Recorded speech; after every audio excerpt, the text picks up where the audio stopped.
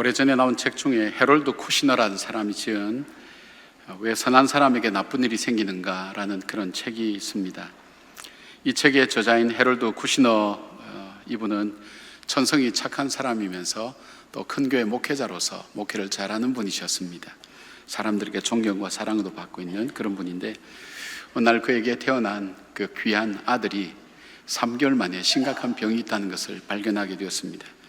그것은 바로 조로증이라고 하는 병인데, 이 어린아이가 늙어가기 시작하는 겁니다. 그래서 10살이 되면 80세 노인의 모습으로 이미 늙어가기 때문에 더 이상 살 수 없는 그 모습을 지켜보게 됩니다. 그냥 단번에 잃어버렸다는 아픔 때문에 아픔으로 살아가지만, 그 아들이 하루하루 죽어가는, 늙어서 죽어가는 그 모습을 지켜보는 부모의 마음은 견딜 수가 없었습니다. 믿음으로 살려고 하는데, 그리고 할 수만 있으면 착하게 살려고 하는데 왜 나에게 이런 어려움과 고난이 올까? 그리고 그것도 하루 이틀 만에 끝나지 않을 긴 시간을 지켜보면서 가장 사랑하는 그 아들이 죽어가는 모습을 지켜봐야 되는 이유는 대체 무슨 일인가? 깊은 의문을 가지고 하나님 앞에 고통스럽게 그는 기도하기 시작합니다. 여러분, 우리는 살아갈 때 쿠시너 목사님이 갖고 있는 이 이해하지 못할 이 고난과 어려움이 이분만의 것은 아니라는 것을 우리는 잘 압니다. 우리도 어느 날 갑자기 불어닥친 그 일들 앞에, 내가 선택하지 않은 일들 앞에 나도 원치 않게 고난과 시련을 당하면서 왜 나에게 이런 어려움과 고난이 오게 되었는가, 그런 마음들을 갖게 됩니다. 우리 인생이 고난을 피해갈 수 없는 것이 우리 인생이라고 하지만 왜 하필 나에게 이런 고통과 아픔이 오는가 하는 그런 마음들을 갖고 살아가는 분들이 얼마나 많은 세상인지 모릅니다. 오늘 사도 바울도 마찬가지였습니다. 그에게는 정말로 그로 하여금 괴롭게 하고 고통스럽게 하는 그 가시가 있었습니다. 학자들은 대부분 이 가시가 구체적으로 성경에 나오지 않지만 주로 그의 안질의 문제가 아니겠는가, 눈이 불편하기 때문에 오는 그 고통스러움이 아니겠는가 하는 그 이야기를 합니다. 그러면서 그는 그 일로 씨름하고 어려워하면서도 그는 3가지를 발견했다고 그의 깨달음을 이야기를 합니다. 제일 먼저 그 시련과 고난을 통해서 그가 발견한 첫 번째는 이 일로 인하여 하나님께 더 가까이 기도하게 되었다고 그렇게 이야기를 합니다. 8절 말씀 보니까 이것이 내게서 떠나가기 위하여 내가 3번 주께 간구하였더니, 그렇게 말씀합니다. 여기 3번이라는 것은 어떤 횟수보다도 그의 완전수니까 이 고난이 정말 나에게서 떠나가기를 그가 얼마나 간절히 기도했는지, 겟세마네 동산에서 예수님께서 이 십자가가 나에게 오지 않도록 해달라고 3번이나 간구했던 것처럼 그는 간절히 하나님께 기도했습니다. 그도 처음 예수님을 만났을 때 눈이 멀어서 아나니아라는 사람한테 기도를 받을 때에 눈에 비늘 같은 것이 떨어지면서 보게 되었던 그 기도의 체험이 있었습니다. 그리고 그가 사역하면서도 기도를 통해 정말 병든 사람, 그리고 죽은 사람도 살아나는 그런 체험들도 그는 많이 했습니다. 그래서 그는 우리에게도 동일하게 너희들 쉬지 말고 기도하라고 이야기할 수 있었고, 자신도 그 삶의 어려움 앞에 하나님께 더 가까이 나갈 수 있게 된 겁니다. 단순히 가까이 나가게 된 것이 아니라 간절하게 나가게 된 것입니다. 이렇게 가시라는 것은 원어로 스콜로프라는 단어인데 끝이 뾰족한 막대기를 말합니다. 이 막대기로 계속 찌르는 고통을 당하는데, 그에게 있어서 육체의 고통뿐 아니라 이 가시는 자기에게 있어서 사역을 감당하는데도 몹시 불편한 그런 질병이었습니다. 하나님께서 맡겨주신 영혼을 살리는 그 사역을 감당하는데도 바로 이 고통이 사역을 얼마나 방해하고 어렵게 만드는지 알 수가 없었습니다. 그리고 사람들로부터 조롱을 받습니다. 다른 사람은 치유하고 구원하면서도 자기는 자기 병 하나 치료하지 못한다는 조롱거리가 되고 있다는 것, 그리고 하나님 앞에서 그가 무엇인가 잘못했기에 응답받지 못한다는 그런 어떤 사람들로부터 받는 시선들도 그에게는 고통스러운 것이었습니다. 그래서 바울은 간절하고 절박하게 하나님께 기도합니다. 그런데 바울이 이 기도를 통해서 그가 깨달은 것, 그가 이 질병에서 나은 것은 아니었지만 기도를 통해서 그가 깨달은 것이 있었다고 합니다. 하나님께로부터 받은 응답, 그것은 이 고통이 계속 나에게 머물러 있지만은 이 고통의 이유에 대해서 하나님께로부터 응답을 받았을 뿐 아니라 이 고통을 이길 수 있는 능력과 지혜를 그는 받게 되었다고 그렇게 고백하고 있습니다. 라이놀드 니버의 기도처럼 하나님, 우리가 바꿀 수 없는 것은 담담히 수용할 수 있는 은총을 내려주시고 우리가 바꿔야 할 것은 변화시킬 수 있는 용기를 주시고 어떤 것이 바꿀 수 있는 것인지 아니면 변화시킬 수 없는 것인지를 분별하는 지혜를 주옵소서 기도한 것처럼 그는 이것이 내 삶 속에 지속적으로 머물러 있어야 될 그 이유와 그리고 이것이 나에게 아픔과 고통을 줌에도 불구하고 이 고통을 감당하고 이겨낼 능력과 지혜를 그는 하나님께로부터 기도함으로 공급받을 수 있었다고 그렇게 이야기를 합니다. 우리는 압니다. 우리가 하나님의 자녀이기 때문에 고통이 우리를 피해갈 거라고는 우리는 생각하지 않습니다. 그러나 그 고통이 우리에게 피해갈 수도 있지만 우리에게 머물 때에도 우리는 여전히 하나님의 자녀답게 살 수 있는 길이 뭘까요? 그것은 전능하신 하나님께 우리가 나가서 기도하며 그 하나님께로부터 오는 지혜와 능력을 우리가 공급받을 수 있다면 그 고통이 우리를 불행과 그리고 우리를 주저앉음으로 인도하지 않고 오히려 그것 때문에 딛고 일어서서 그는 하나님께 더 가까이 나가며 주님 앞에 더 기도할 기회를 얻게 되며 그것을 통해서 하나님께 더 영광 돌리는 삶을 살게 되었노라고 고백하는 것입니다. 우리가 100번, 1000번을 기도해서 한 번 응답되어진다 할지라도 우리는 기도할 이유가 바로 있습니다. 그리고 우리가 원하는 응답이 아니라도 기도할 때 그 고난과 시련을 감당할 능력과 지혜를 얻는다면 우리는 왜 기도하지 않겠습니까? 기도의 자리로 나가야 됩니다. 새벽마다 이 광야 인생을 지내는 우리 사람들, 믿음의 사람들, 그들을 살펴볼 때 그들이 그 광야 같은 인생을 지내면서 그들이 실족하지 않고 영적인 로드맵을 하나님과 함께 만들어갈 수 있는 그 중요한 요소 중에 하나 반드시 들어가는 것이 그들의 기도였습니다. 하나님 앞에 울부짖음이었습니다. 그렇다면 우리가 우리 인생 속에 고난과 시련이 올 때 주저앉거나 낙심하거나 우리가 포기하는 그것이 아니라 기도의 자리로 더 나가고 이것을 통해서 하나님께 더 가까이 갈 수 있는 그런 기회로 만드시는 지혜와 결정이, 선택들이 여러분 속에도 함께하기를 바랍니다. 두 번째, 사도 바울은 자기는 이 문제 때문에 자기가 더 겸손해졌다고 그렇게 이야기를 합니다. 7절 말씀에 보면 여러 계시를 받은 것이 지극히 크므로 너무 자만하지 않게 하시려고 내 육체에 가시고 사단의 사자를 주셨으니 이는 나를 쳐서 너무 자만하지 않게 하려 하심이라고 그렇게 고백합니다. 성은 어거스틴은 그의 고백록에서 이렇게 얘기합니다. 천사를 마귀 되게 하는 것도 그것이 교만이고 사람을 천사로 되게 하는 것이 겸손이라고 그렇게 말했습니다. 하나님께서는 바울을 사랑하셨습니다. 그를 더 귀하고 복되게 사용하기를 원하셨습니다. 그래서 그로 하여금 교만하지 않고 겸손하도록 그를 고난 가운데 머물러 두게 하였습니다. 신앙생활의 최고의 덕목은 바로 겸손입니다. 왜냐하면 교만하면 하나님께서 사용하실 수도 없고 또 교만하면 하나님의 사람으로 살아갈 수도 없습니다. 아무리 좋은 차라도 브레이크와 핸들이 고장나면 그 차를 사용할 수 없는 것처럼 인간 속에 교만이 들어오기 시작하면 하나님께서 더 이상 사용할 수 없기 때문입니다. 바울은 그가 보통 사람이 체험할 수 없는 신비로운 체험들을 많이 했다고 얘기합니다. 주의 환상과 계시를 바라보았고 주의 음성을 들었고 그것은 이 땅에서 상상할 수 없는 천국의 상황들을 그가 보았다고 얘기합니다. 그가 만약에 그 고난이 자기의 삶 속에 없었다면 자기가 봤던 일들 때문에, 들었던 일들 때문에, 신비로운 일들 때문에 하나님께서 자기를 사용하시는 그 능력 때문에 자기는 교만할 수밖에 없었을 것이라고 그렇게 얘기합니다. 그런데 하나님께서 자기를 붙드셔서 더 겸손케 하셔서 하나님께서 계속 사용하시는 그런 삶이 되었다고 고백하고 있습니다. 잠언 18장 12절에 이렇게 말씀합니다. 사람의 마음의 교만은 멸망의 선봉이요 겸손은 존귀의 앞잡이니라 되어 있습니다. 신명기 8장 14절에 보면 하나님께서는 이스라엘 백성이 가나안 땅 들어가서도 염려했던 것이 그거였습니다. 너희들이 평안하고 잘 살 때 너희 힘으로 살아갈 수 있고 너의 능력으로 살아갈 수 있고 하나님 없이도 나는 하나님께 의지하지 않고 하나님께 기도하지 않고 하나님 이름을 부르지 않고도 우리는 스스로 잘 살아갈 수 있다는 그 생각이 들어오는 그 교만이 가장 경계해야 된다고 하나님께서 말씀하셨습니다.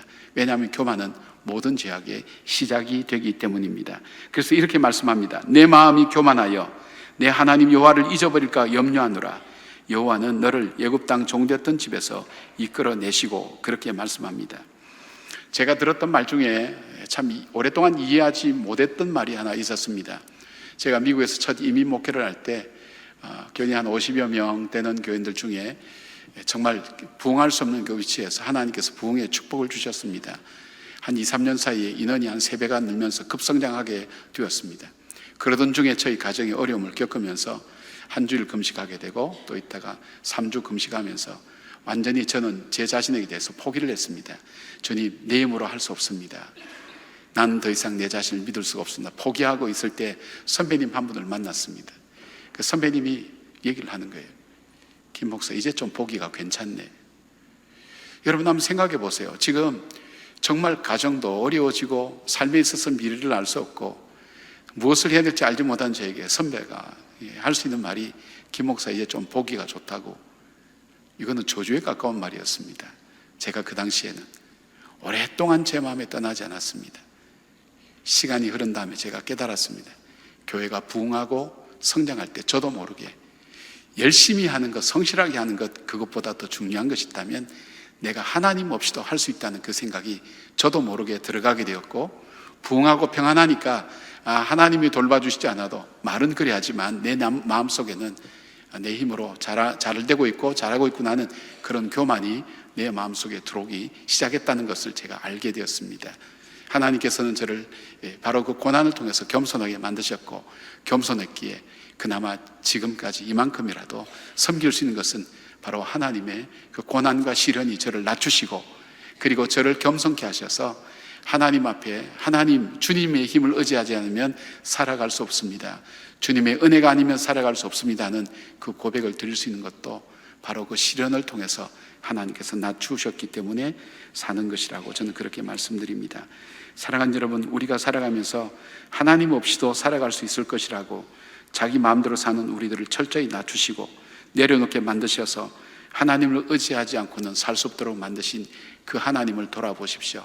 우리가 그 고난과 시련을 통해서 우리가 이만큼 겸손하지 않았더라면 하나님 앞에 우리가 지금 이 시간도 나올 수가 있겠습니까? 내 힘으로 산다고 생각하는 사람이 주일날 어려운 시간 내에서 구별해서 예배를 드리고 내가 피땀 흘려 모은 귀한 돈을 헌금으로 내어놓고 그리고 어려운 이웃들 돌아보는 일에 쉽게 마음을 열 수 있겠습니까? 왜냐하면 내 힘이 아니라는 것, 하나님의 은혜라는 것, 주님의 도우심이 아니면 살 수 없다는 그 귀한 겸손의 고백이 우리와 이금 하나님 앞에서 은혜 가운데 더 머물게 만드는 하나님의 방법인 것을 바울이 깨달았습니다. 그것이 바로 오늘 저희들이 함께 고백할 수 있는 그 고백입니다. 하나님은 이렇게 말씀합니다. 내 은혜가 내게 족하도다. 이는 내 능력이 약한 데서 온전하여 짐이라. 약한 데서 내가 너를 사용할 수 있고, 약한 데서 내가 겸손하게 하나님 앞에 엎드릴 수 있고 구할 수 있는 그 삶을 통해 지속적으로 하나님이 쓰실 수 있는 사람이 된다는 것, 바로 그 겸손이라는 것입니다. 우리 자신을 한번 돌아보십시오.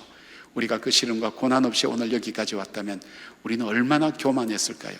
교만이라 그래서 되게 못된 성질 이런 것이 아니라 내가 하나님 없이도 살아갈 수 있구나, 하나님의 은혜 아니고도 나는 살아갈 수 있구나 하는 그런 마음이 우리 마음속에 꽉 차 있다면 우리는 하나님 은혜 가운데 머물 수가 없습니다. 그러나 주님께서 우리를 겸손케 하시고 오늘도 주의 은혜를 구하고 주께서 나와 함께 하셔야 내가 살아갈 수 있다는 그 간절함을 가지고 하나님께 나올 수 있는 그 큰 은혜는 우리를 겸손케 하신 그 고난과 시련을 통해 우리를 새로 만드신 그 하나님의 은혜가 오늘 우리 삶 속에 머물러 있기 때문입니다. 바울은 그 은혜가 자기에게 족하다고 그렇게 고백합니다. 세 번째로 바울은 자기의 문제 때문에 하나님을 더 드러내게 되었다고 그렇게 고백합니다. 10절 말씀입니다. 그러므로 내가 그리스도를 위하여 약한 것들과 능력과 공핍과 박해와 공고를 기뻐하노니 이는 내가 약한 그때의 강함이라고 말씀합니다.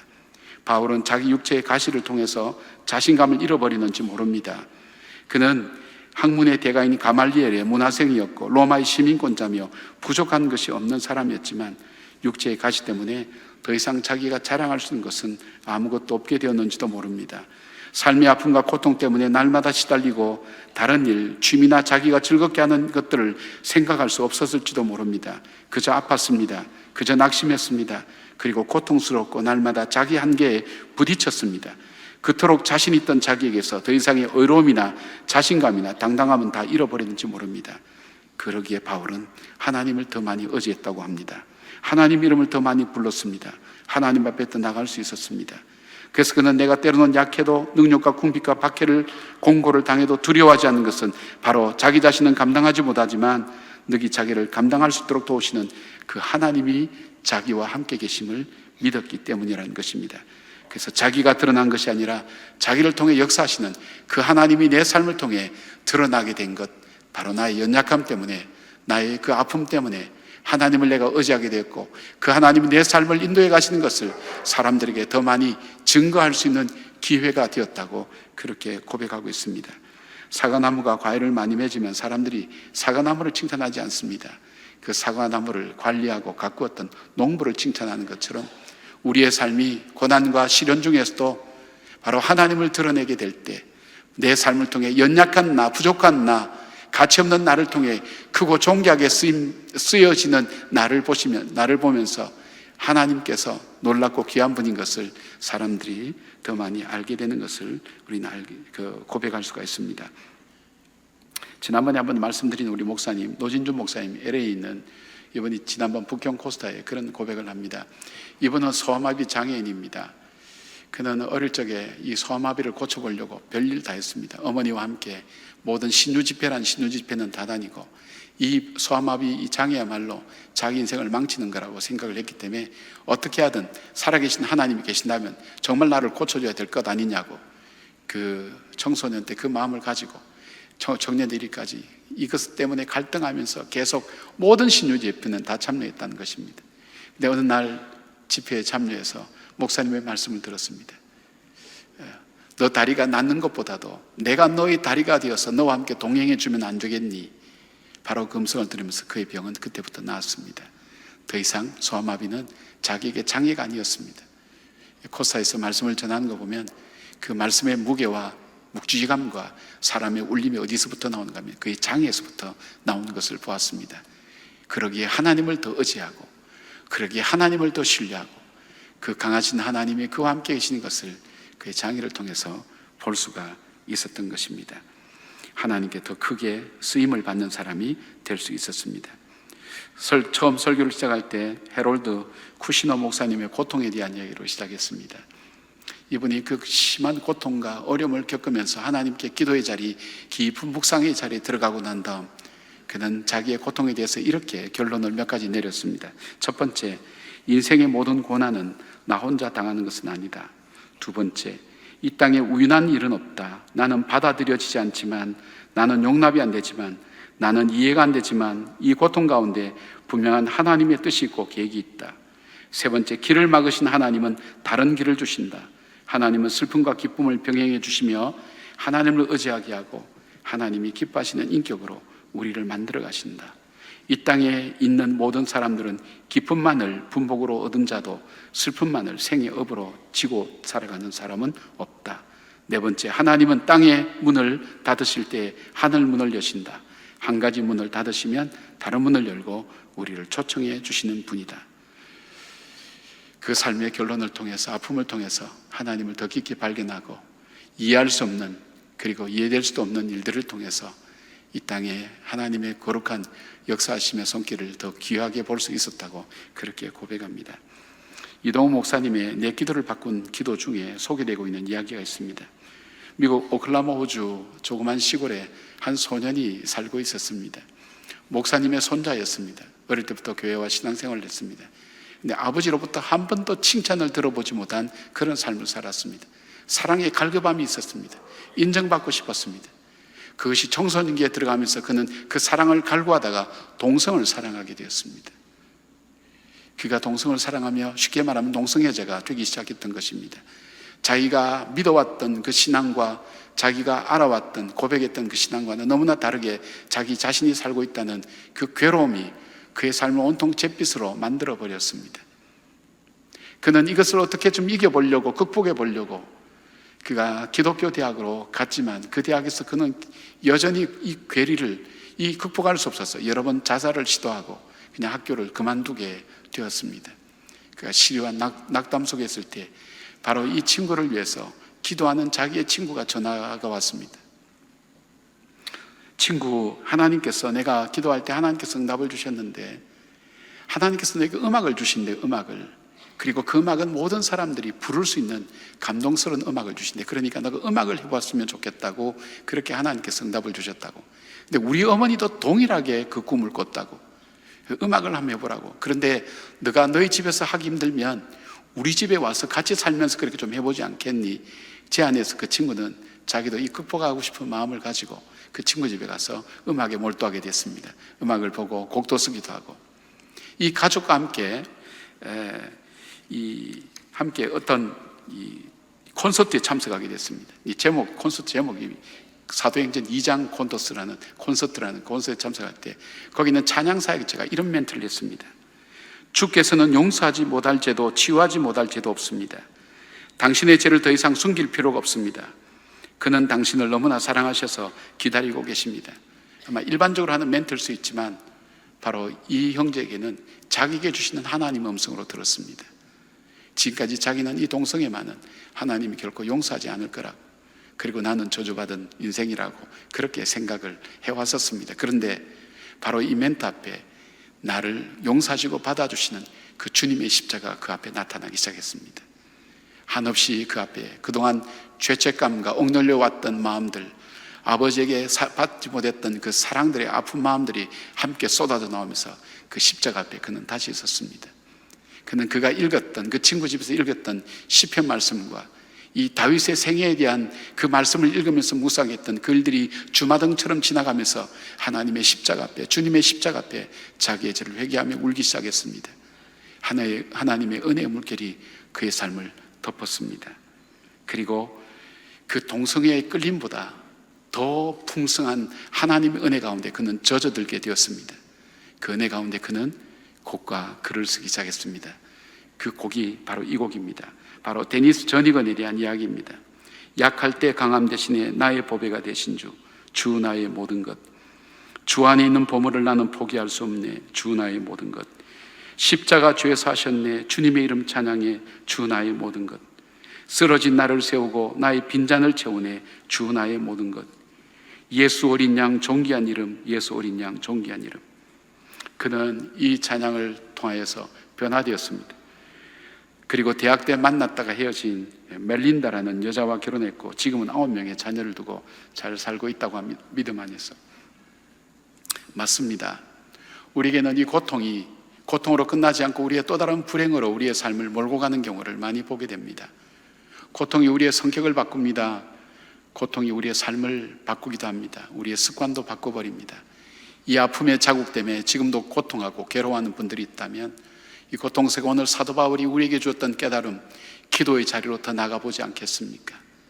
우리가 10번, 100번, 1000번 해서라도 하나님의 응답을 받을 수 있다면 왜 우리가 기도 안 할 이유가 어디 있겠습니까? 기도의 자리에 나가 이 고통 때문에 하나님께 더 가까이 나갈 수 있고 하나님의 뜻을 더 깊게 할 수 있는 계기가 될 수 있다면 고통은 고통 자체의 아픔으로만 끝나진 않을 겁니다. 분명히 우리 삶을 새롭게 하는 보석 같은 우리 삶의 귀중한 삶의 초석처럼 그렇게 쓰여질 것입니다. 그리고 그 고통을 통해 나를 하나님 앞에서도 낮추고 사람들 앞에서도 겸손할 수 있다면 더 하나님 앞에 더 낮아지며 하나님의 은혜가 없이는, 하나님의 사랑이 없이는 나는 한순간도 살아갈 수 없다는 그 고백을 하나님께 드릴 수 있다면 이 고난은 우리를 파멸로 몰아넣는 것이 아니라 하나님의 은혜가 얼만큼 우리에게 소중한 것인가, 지금 이 시간도 하나님의 은혜가 아니면 살아갈 수 없는 연약한 내 자신의 본질을 볼 줄 아는 깨달음이 이 고난을 통해서 우리에게 오는 것이 아니겠습니까? 그리고 이 고난과 시련을 이겨내는 더 큰 은혜가 우리에게 필요하고 연약한 우리를 통해 복되고 아름답게 살아가는 우리의 삶을 통해 우리를 쓰시는 그 하나님의 크고 놀라운 사랑을 사람들이 함께 보게 될 것입니다. 연약한 나를 통해 나를 쓰시는 그 하나님의 놀라운 은혜, 부족한 나를 통해 하나님의 은혜 가운데 우리의 삶을 인도하시는 그 하나님을 우리가 드러낼 수 있는 기회가 된다면 이 고난은 고난만이 아닐 것입니다. 어쩌면 변장된 축복으로 우리의 일평생을 걸어가게 하는 하나님의 은혜가 될 것입니다. 사랑하는 여러분, 오늘도 우리가 고통을 피할 수 있으면 피하고 싶은 것이 이 고난과 시련입니다. 그러나 피할 수 없다면 이 고난 앞에 어떻게 살아야 될지 우리가 선택해야 될 것입니다. 오늘 바울은 그렇게 말합니다. 그러기에 나는 하나님께 더 기도하는 자리로 나갈 수 있게 되었다고. 그 때문에 더 겸손하여서 하나님의 은혜가 아니면 살아갈 수 없는 그런 존재라는 것을 겸손하게 하나님께 고백할 수 있었다고. 그리고 그것 때문에 내가 하나님 이름을 더 드러내는 인생을 살게 되었다고. 그렇게 살 수 있다면, 우리가 비록 물고기 2마리와 보리떡 5개처럼 보잘것없지만 그 광야에 모인 사람을 풍성케 만들고 예수님의 메시아 되심을 증거하는 도구로 내 인생에 쓰임 받을 수 있다면, 비록 물고기 2마리와 보리떡 5개처럼 보잘것없는 우리의 삶이랄지라도 결코 가치없는 삶은 아닐 것입니다. 우리를 존귀하게 쓰시는 그 하나님을 향해 오늘도 한 걸음 더 나갈 수 있는, 이 풍랑 인연하여 더 빨리 가는 하나님의 놀라운 백성 되기를 주의 이름으로 축원합니다. 아멘. 기도하겠습니다. 자비하신 하나님, 고난을 피할 수는 없습니다. 피해갈 인생은 아무도 없습니다. 예기치 않을 때 찾아왔던 이 시련과 아픔들이, 이해하지 못하는 것들이 우리 인생을 주저앉을 때가 얼마나 많은지 알 수 없습니다. 주님, 이 가운데 주저앉아서 낙심하지 않고 오히려 일어나서 우리를 창조하시고 우리의 삶을 주관하시는 하나님께 더 가까이 나가는 기회가 된다면, 그리고 우리를 겸손케 하셔서 내 힘으로 되는 것이 아니라는 것, 하나님의 뜻 가운데 내 인생이 있다는 것, 생사호복이 하나님께 있음을 바로 고백할 수 있는 신앙의 바른 것을 발견할 수 있다면, 그것을 깨달을 수 있다면, 더 나아가 오늘도 나의 연약함을 그대로 버려두지 않고 쓰시고 사용하시고 연약함 속에서 하나님 영광 드러내는 복된 인생으로 살아간다면, 하나님을 더 드러내는 삶으로 우리 삶을 인도해 가신다는 바울의 그 고백처럼 우리의 고백이 되기를 원합니다. 주님, 함께 하시고 고난과 시련 가운데 있는 주의 자녀들을 붙들어 주시고 낙심하지 않도록 도와주시고 주님과 동행하는 믿음의 걸음 걸었는 축복의 역사가 있게 하여 주시옵소서. 예수님의 이름으로 기도드리옵나이다. 아멘.